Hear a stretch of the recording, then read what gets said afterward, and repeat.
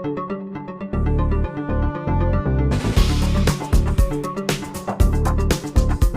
is ASH News TV. I'm Rachel Kopchak, and I'm joined now by the moderator of the ASH Practice Partnership Luncheon, Dr. Joseph Alvarez.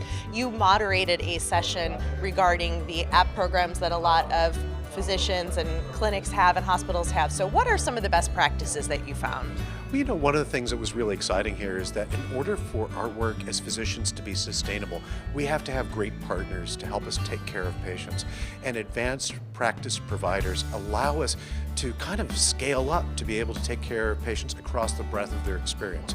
It allows us to work more effectively on the inpatient side of service.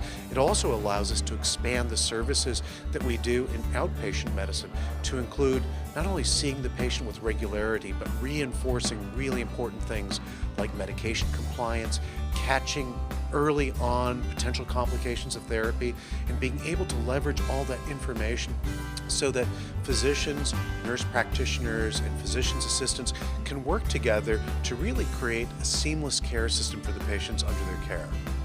And for physicians, of course, time is always an issue. What advice do you have for them when it comes to training and implementing these programs? So that's one of the things that's a challenge, is that these things won't spontaneously organize. If you really want to get to a system that will lead, I think, to great patient experience, great satisfaction, but also sustainability for the physician and the practitioners, it takes work. So what you heard in the session today was how two centers were able not only to come up with a conceptual model as to how this should work, but also to come up with the bones and workflow to make it sustainable. And that takes a real investment. In an academic center, it takes the investment of the institution. In a private practice, it really takes the conscious determination of the practice, not only to make the financial investment and the investment in training time, but also to see that through in terms of workflow, figuring out protocols for how you share information, how you escalate care questions, and how you ensure that the patients always receive the best care possible. Because that's always the ultimate goal. Yes. So what were maybe some of the top tips that they found to work when they implemented these programs that you could share?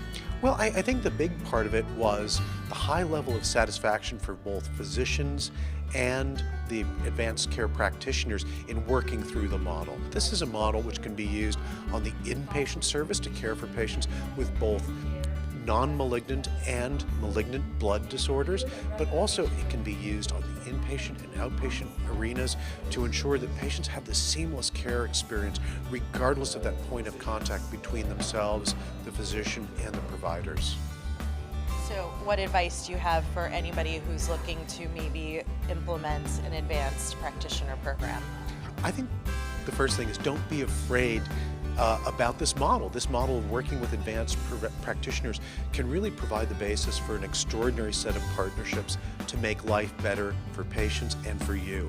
I think the other part of it is don't underestimate the amount of investment in creating the model, providing the training, and allowing that system to mature to the point of really where it's running on all 8 cylinders. Thank you so much for your time. Thank you.